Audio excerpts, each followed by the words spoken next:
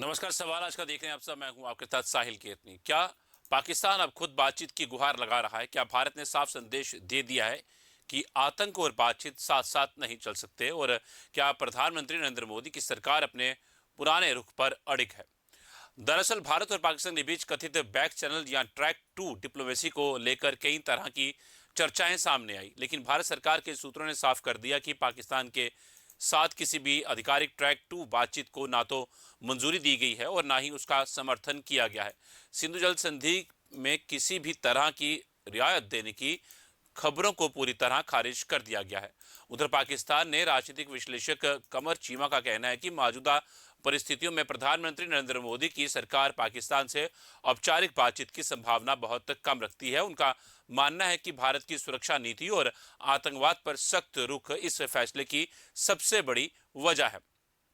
तो क्या पाकिस्तान बातचीत चाहता है लेकिन भारत तैयार नहीं? क्या दक्षिण एशिया की कूटनीति नए मोड़ पर पहुंच गई है? और क्या भविष्य में दोनों देशों के रिश्तों में कोई बदलाव संभव है? इन्हीं सवालों पर आज हम चर्चा करेंगे। दो खास मेहमान हमारे जुड़ेंगे। पहले आपको कुछ रिपोर्ट दिखाएंगे पाकिस्तान में ताजा हालात क्या बने हुए हैं, उसके ऊपर फिर हम चर्चा का रुख करेंगे।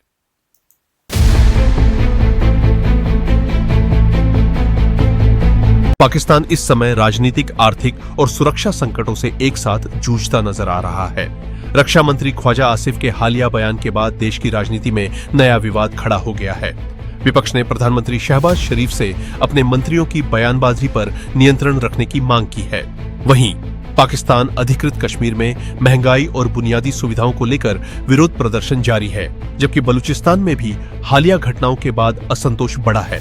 बढ़ती महंगाई, बेरोजगारी और राजनीतिक टकराव ने सरकार पर दबाव बढ़ा दिया है। फिलहाल पाकिस्तान कई मोर्चों पर चुनौतियों का सामना कर रहा है और अब सबकी नजर इस बात पर है कि शहबाज शरीफ सरकार इन हालात से कैसे निपटती है।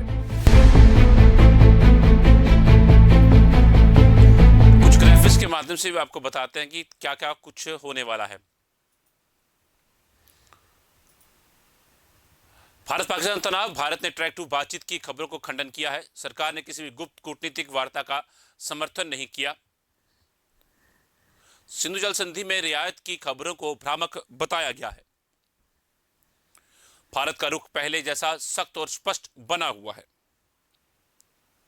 पाकिस्तान से औपचारिक बातचीत पर फिलहाल कोई सहमति नहीं।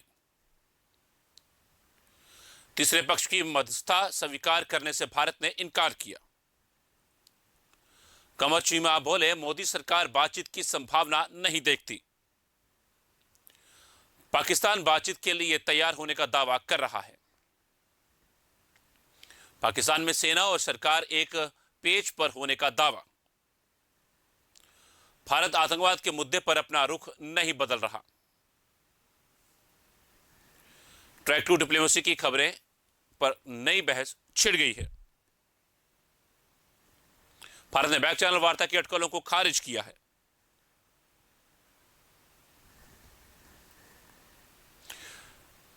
चलिए बढ़ते हैं आगे और करते हैं चर्चा का। दो खास मेहमान हमारे साथ जुड़ चुके हैं और उनसे हम चर्चा करेंगे इन सब बातों को लेकर। जो खास मेहमान major doctor Mohammad Ali Shah sir है हमारे साथ, डिफेंस एक्सपर्ट सर, धन्यवाद शुक्रिया समय देने के लिए। डॉक्टर अभिषेक अहलावत हैं, फॉरेन एक्सपर्ट सर, धन्यवाद शुक्रिया समय देने के लिए। बहुत बहुत धन्यवाद सर आपका। तो शुरुआत करेंगे हम मेजर डॉक्टर मोहम्मद अली शाह के सर के साथ।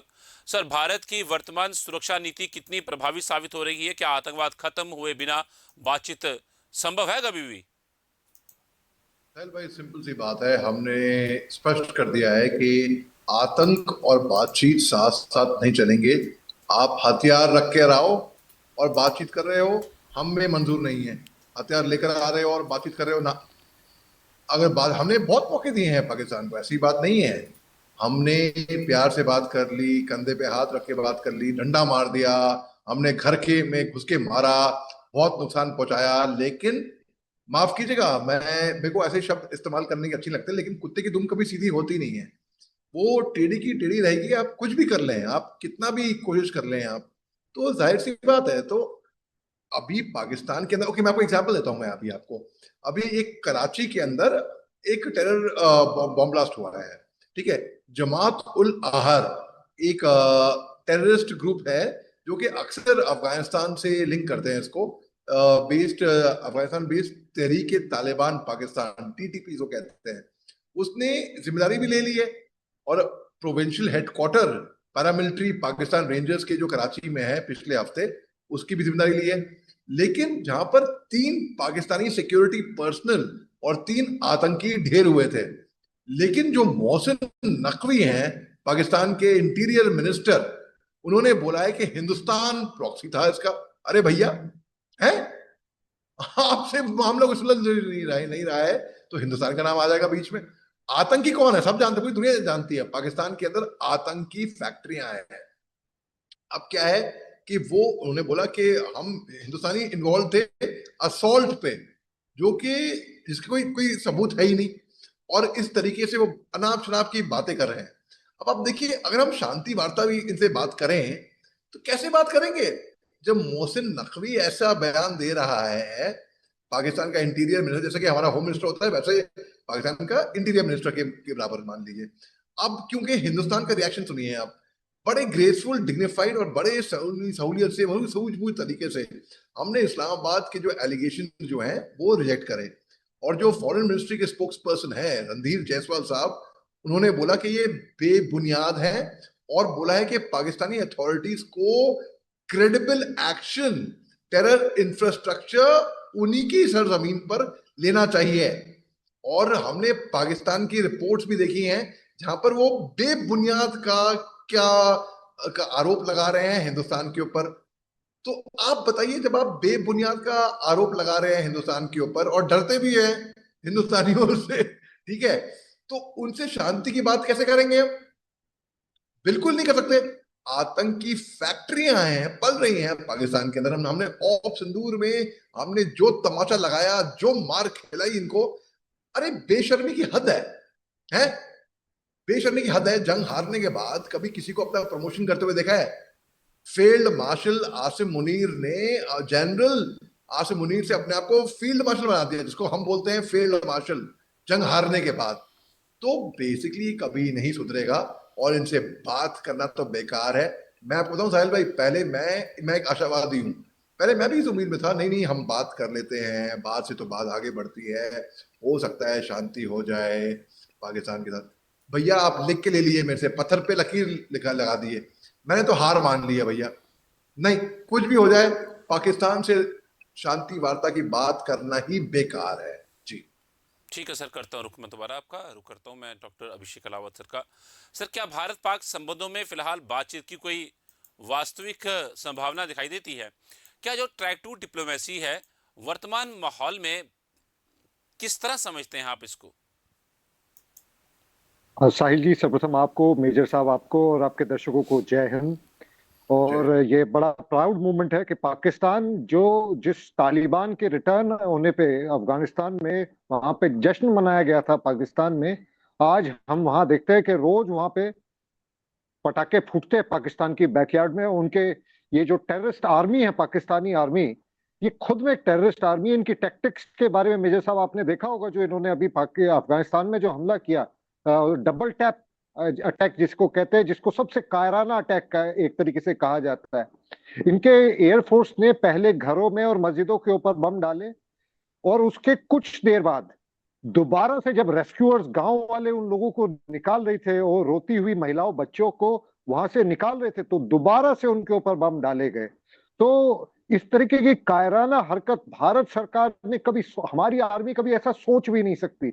ये टैक्टिक्स केवल आतंकवादी ही करते हैं। तो ये टेररिस्ट आर्मी जो है उनकी, जिनके ये जो जो फील्ड मार्शल साहब हैं, जो बड़े ही जिनकी जो पढ़ाई है वो बेसिकली वो कुरान के अपने आप को बहुत बड़े एजुकेटेड लर्नेड आदमी कहते हैं, और वो अपनी सेना को ये कहते हैं कि हम जिहादी सेना है, और एक दिन हम गजवा हिंद करेंगे। तो जिस आर्मी की, जिस रियासत की टॉप लीडरशिप अपने आप को जिहादी कहती हो, और जो ये ख्वाब पहले बैठी हो, एक सपना उन्होंने ऐसा सोच,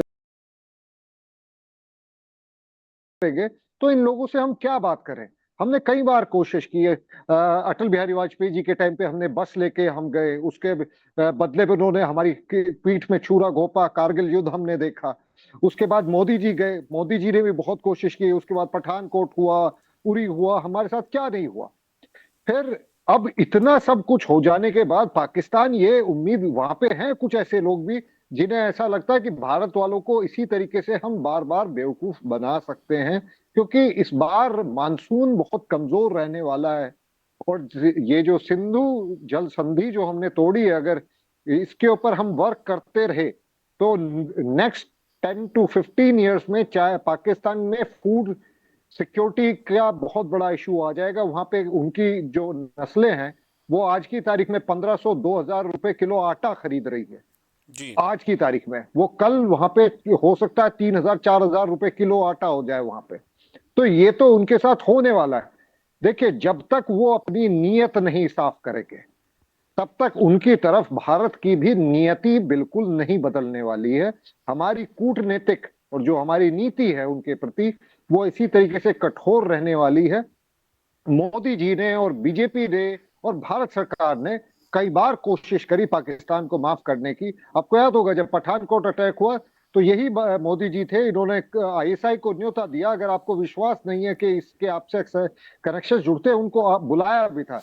पर ये इतने कायर लोग हैं कि सामने कुछ बोलते और पीठ पे छुरा घोंपने की इनकी आदतें हैं। क्योंकि इनकी, देखिए, वहां की आर्मी जो है वो proportionately is very large from their civilian इदारों से, और वो unproportionately is way bigger than anything else in Pakistan. और उनके जिंदा रहने के, उनको जीवित रहने का जो उनका अस्तित्व का एकमात्र कारण है कि भारत के साथ परपेचुअल स्टेट ऑफ वॉर में वो रहना उनकी मजबूरी है, उस आर्मी के अस्तित्व के लिए जरूरी है। जब तक उनकी जनता को ये नहीं दिखाते रहेंगे कि हमें भारत से युद्ध लड़ना है और भारत हमारा दुश्मन है, तब तक उस आर्मी का वजूद है। जिस दिन हमारे साथ पाकिस्तान के संबंध अच्छे हो गए, उस दिन वहां के कुछ ही सालों के बाद वहां के लोग कहना शुरू कर देंगे तो फिर इतनी बड़ी आर्मी पालने की हमें आवश्यकता क्या है।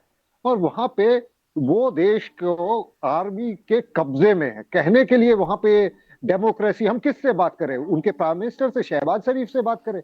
आपने कभी देखा है कि मोदी जी कहीं किसी मीटिंग में विदेश में गए हों और मोदी जी से ज्यादा हमारे कोई जनरल साहब को प्रमुखता दी जा रही है? ट्रंप से मिलने जाए तो जनरल साहब को प्रमुखता दी जा रही है, किसी भी देश के राष्ट्र प्रमुख से मिलने जाए तो जनरल साहब को प्रमुखता दी जा रही है। या तो ये अपना मुखौटा उतार के फेंक दे, सीधे सीधे कह दे कि हम मिलिट्री डिक्टेटरशिप है, तब हो सकता है आसिम मुनीर से बात कर लें। परंतु ये जो धोखाधड़ी ये पूरी दुनिया के साथ वो कर रहे हैं कि एक तरफ तो अपने आप को डेमोक्रेटिक कंट्री दिखाते हैं और दूसरी तरफ पूरी तरीके से एक हुंता गवर्नमेंट है वहां पे। जिस तरीके की म्यांमार और दुनिया के कई इलाकों में हमने देखा कि मिलिट्री का शासन है, तो पाकिस्तान इज नथिंग एल्स। और उनको हम ब्लीड कराएंगे, आई एश्योर यू दैट। ये पाकिस्तानी भी, अगर हमारा कोई, ये मेरे कुछ जानने वाले बड़े नाराज हो जाते हैं मेरा ये कहने से, परंतु आई एश्योर यू दैट इनको खून के आंसू रुलवाएंगे हम। इनके यहाँ एक एक दाने के लिए तरसेंगे, एक एक बूंद पानी के लिए तरसेंगे, जब तक ये अपनी नियत नहीं बदलते भारत के प्रति। इन्हें पहले दुश्मनी जो इनके मन में हमारे लिए जहर भरा हुआ है, पहले इन्हें वो खत्म करना पड़ेगा। उस दिन तक मुझे नहीं लगता किसी भी हालत में भारत सरकार इनसे ट्रैक 2 ट्रैक 3 किसी भी तरीके की वार्ता में नहीं मिलने वाली। जी ठीक है सर, मैं करता हूँ रुक आपका दोबारा से, मैं रुक करता हूँ मेजर मोहम्मद, डॉक्टर मोहम्मद अली शाह का। सर, ट्रैक 2 डिप्लोमेसी की सुरक्षा दृष्टि से कितनी महत्व है ये, इसको किस तरीके से देखा जा सकता है, और सीमा पर तनाव भारत की रणनीति को कैसे रखता है, कैसे प्रभावित करता है, करता भी है या नहीं? बहुत ही अच्छा सवाल है आपका साहिल भाई, और मैं इलावत साहब के एनालिसिस से बिल्कुल बहुत दाग देता हूं। मैं, इन्होंने बहुत ही अच्छी तरीके से सब कुछ समझा दिया है। He is put forward everything very clearly and categorically. अब कैटेगोरिकली हमने तो रिजेक्ट कर दिया पाकिस्तान। अभी मैं आपको कराची के हमले की बात बता रहा हूं मैं आपको, ठीक है। और जो उंगलियां दिखा रहे हैं पाकिस्तान जो वाले पाकिस्तानी, वो अपनी तरफ को देखें ना, अपने मुल्क में देखें और वो क्रेडिबल एक्शन लें टेरर इंफ्रास्ट्रक्चर और टेररिस्ट के खिलाफ। लेकिन नहीं भाई, उनको उनके खिलाफ नहीं लेना है एक्शन। अब पाकिस्तान ने कैरी आउट करते हैं स्ट्राइक्स अफगानिस्तान के अंदर। पाकिस्तान ने कैरी किया एयर स्ट्राइक्स ईस्टर्न अफगानिस्तान के अंदर ओवरनाइट, उसमें targeting terrorist in response to a deadly attacks, उनका ये कहना था, ठीक है। और ये पाकिस्तान के इंफॉर्मेशन मिनिस्टर साहब ने कहा है।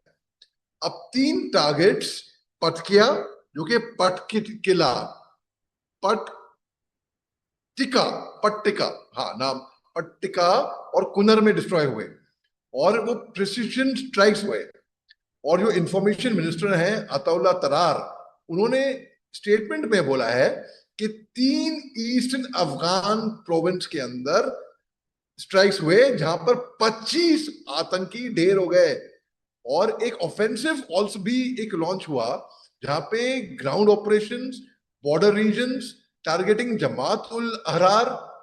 तरार ने कहा कि पाकिस्तान ओवरनाइट उन्होंने ऑपरेशन एक रिस्पॉन्स किया था अटैक में, जहां पे उस अटैक में 3 पैरामिलिट्री के ट्रूप्स शहीद हो गए थे, मार दिए गए थे। ठीक है, अब पाकिस्तान उल्टे काम करेगी तो मार खाएगी, सिंपल सी बात है।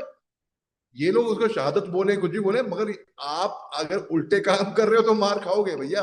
ये कर्मा भी यही बोलता है।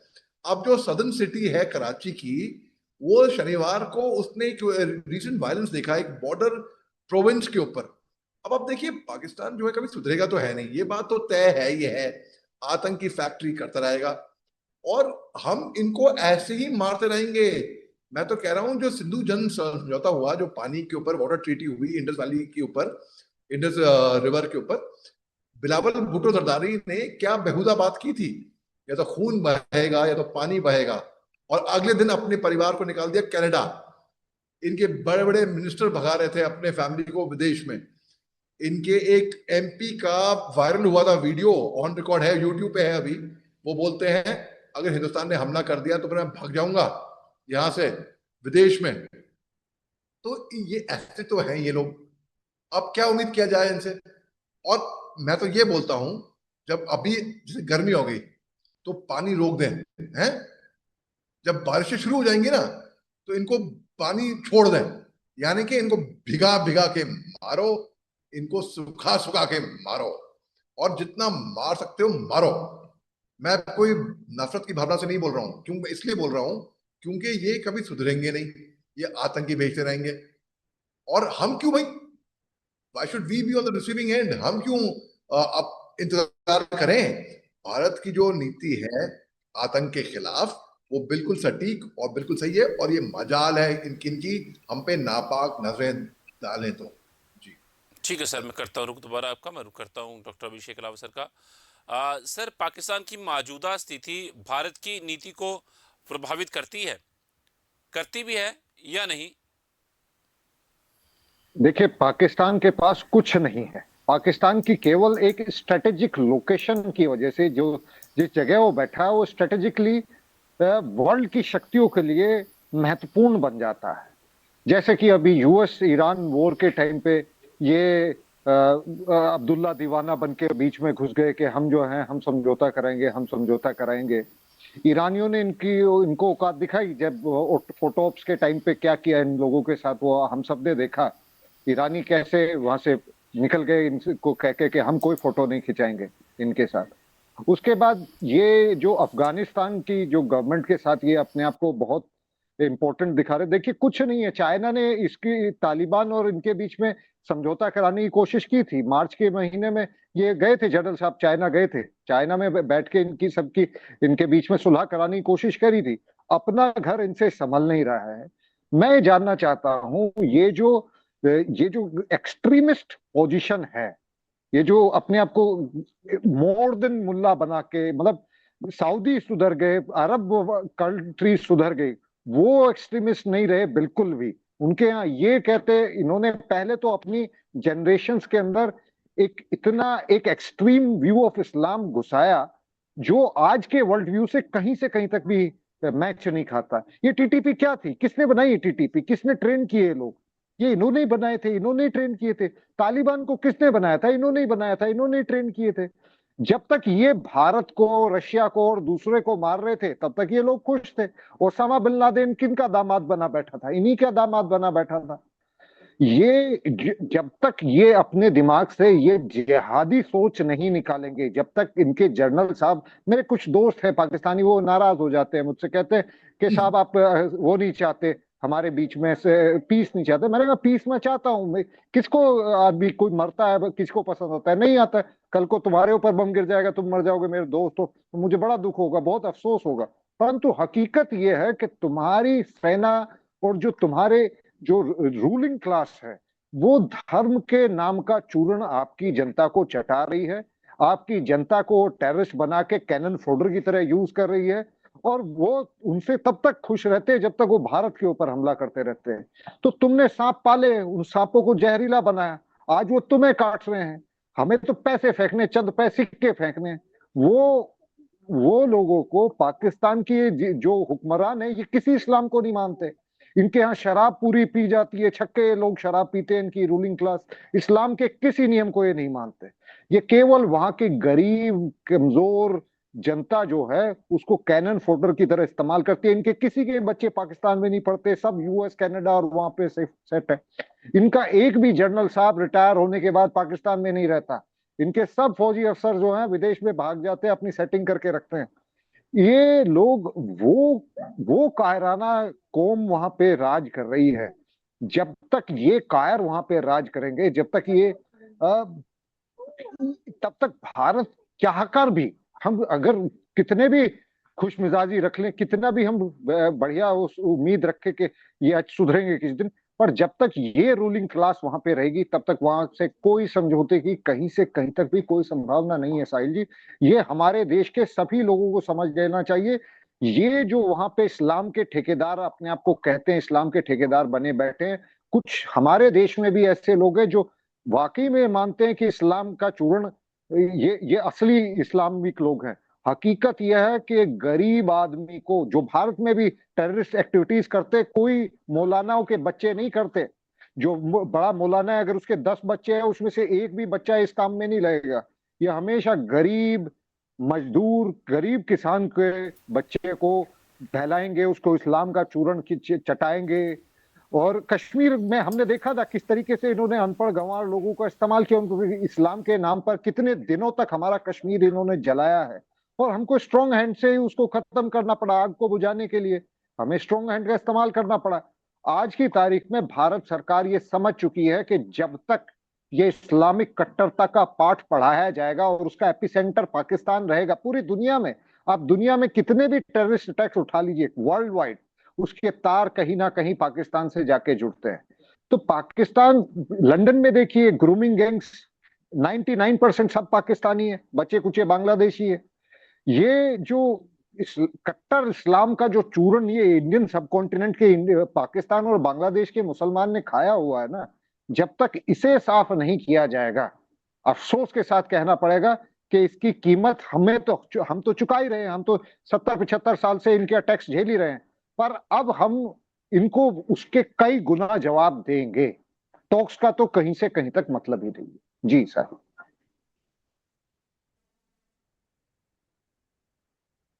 मजबूत हो चुकी है आज के दौर में। और सीमा पार आतंकवाद पर अगर बात की जाए तो क्या भारत की नीति बिल्कुल संपूर्ण तरीके से अगर हम कहें तो सफल रही है? मुझे बहुत ही अच्छा लगेगा इस सवाल का जवाब देते हुए साहिल भाई। मैं तो कहूँगा जी हाँ, भारत की रणनीति सफल रही है।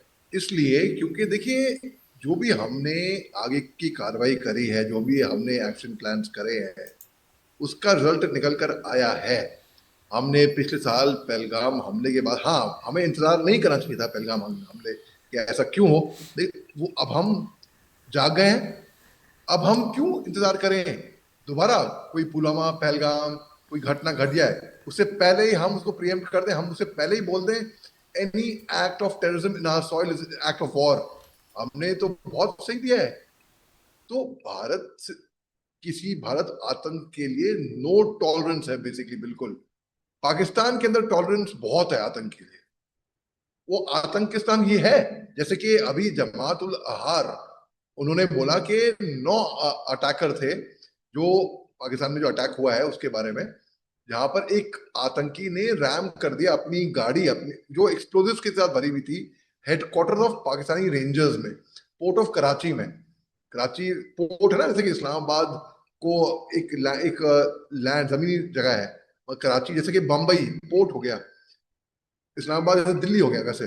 ठीक है, एक ट्रिगर हुआ एक intense gun battle security forces के साथ, और 3 मेंबर पाकिस्तान के पैरामिलिट्री फोर्स के जो के मारे गए, जो ढेर हो गए, और 4 घायल हो गए थे इस फायर फाइटिंग में, और 3 आतंकी वो भी मारे गए थे फाइटिंग। और जब एक फोर्थ, एक अफगान नेशनल को पकड़ा गया था, और पाकिस्तान की मिलिट्री ने बोला था ये एक स्टेटमेंट के अंदर।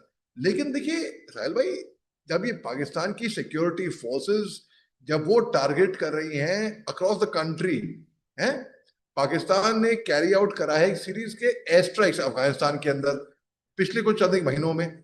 और जो एक पिछले महीने में इस्लामाबाद ने बोला कि भाई तालिबान सरकार जो है वो शेल्टर कर रही है आतंकियों को, वो behind surge and attacks, particularly TTP को खास तौर से केस के बारे में बोला, तो जिसके बारे में एक वायलेंट कैंपेन वेज हुई बाद में, और जो पाकिस्तान में काफी सालों से चलती आ रही है। काबुल ने रिपीटेडली अफगानिस्तान की तरफ से ने बोला है, डिनाई करा है कि अफगानिस्तान की सरजमीन पर कोई भी आतंकी ऐसे पल रहे हैं, नहीं हो रहा है ऐसा कोई।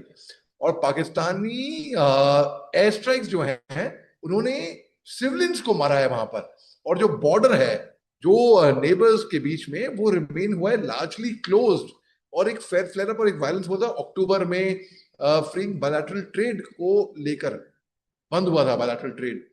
अब पाकिस्तान और तालिबान, जितना खुश पाकिस्तान हुआ था जब तालिबान सत्ता में आई थी 15 अगस्त 2021 में, उतना कोई नहीं हुआ था। सबसे पहले मान्यता तालिबान को पाकिस्तान ने दी थी। वही तालिबान, तालिबान 2.0 आज की तारीख में पाकिस्तान पे हावी हो रहा है, पाकिस्तान उसको लाइक नहीं कर रहा है, बल्कि तालिबान और हिंदुस्तान की बढ़ती हुई दोस्ती देख के एक तरीके से पाकिस्तान को खुजली हो रही है, पाकिस्तान को जलन हो रही है, और पाकिस्तान 4 चोट की मार खाएगा।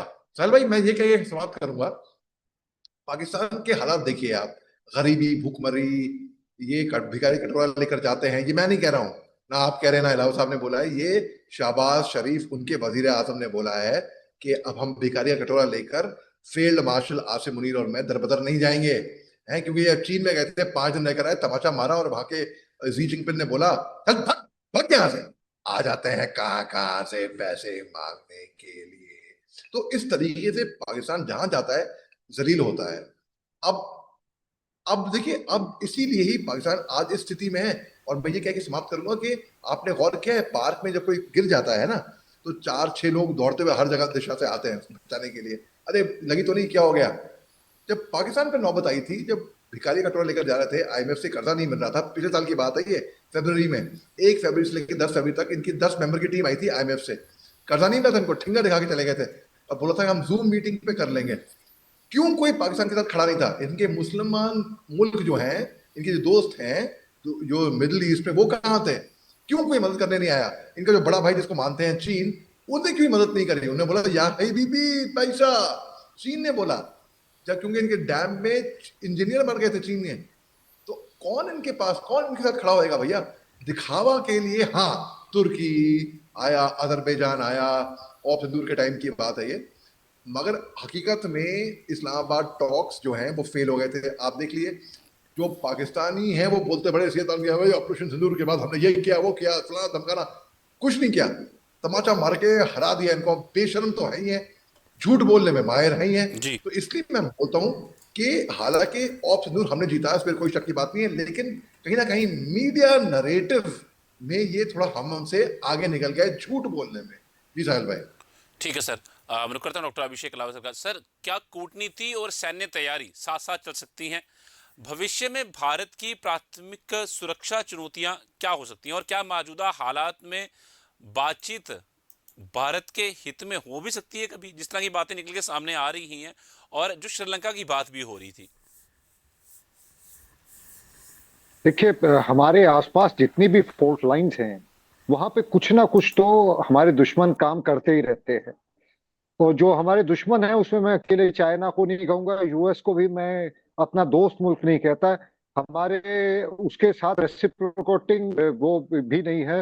वो उनके जो मंत्री हैं वो खुद के कह चुके हैं, रशिया के, ये US के, कि हमें जो है इंडिया बढ़ता हुआ उतना अच्छा नहीं लग रहा है, तो वो इंडिया को बढ़ते हुए देखना नहीं चाहते। इसीलिए वो पाकिस्तान को अपनी गोद में बैठाए बैठे हैं। हमें और ज्यादा कड़ी मेहनत से अपने आप को मजबूत करना पड़ेगा, और ज्यादा तेजी से अपने सिक्योरिटी अपरेटस पे वर्क करना पड़ेगा। इस दुनिया में हमने देख लिया है कि आपकी बात तभी मानी जाती है जब आपकी मिलिट्री माइट स्ट्रोंग होती है। We have to work more faster, we I think we have to work.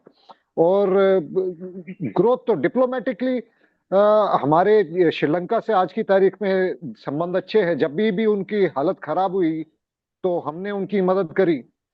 Bangladesh की भी हालत जब खराब हो जाती है तो हम ही उनकी मदद करते हैं। चाइना मदद नहीं करता, चाइना उधार देता है, और बहुत महंगे टर्म से उधार देता है। हम्बन टोटा पोर्ट उनका 99 साल के ले लिया श्रीलंका वालों का, और 99 साल किसने देखे? 99 साल तो बहुत लंबा समय होता है। और इसी तरीके से अफ्रीका के कई कंट्रीज को वो अपने डेप ट्रैप में फंसा चुका है। पाकिस्तान के साथ भी उसका यही इरादा है। वो तो भला हो बलोचों का कि वो उनके पैर नहीं टिकने दे रहे वहां पे।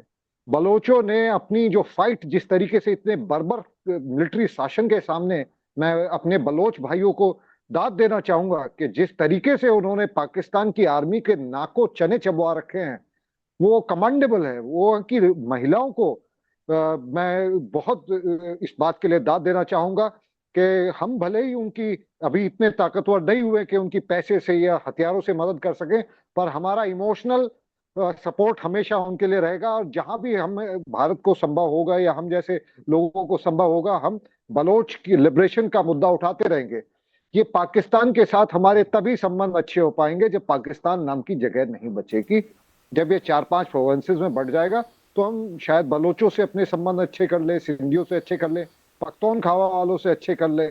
परंतु ये पंजाब डोमिनेटेड जो उनकी आर्मी है, पंजाबी डोमिनेटेड आर्मी जो है उनकी, इनके साथ हमारे संबंध अच्छे होना, मुझे इसके चांसेस नजर नहीं आते। जी सर।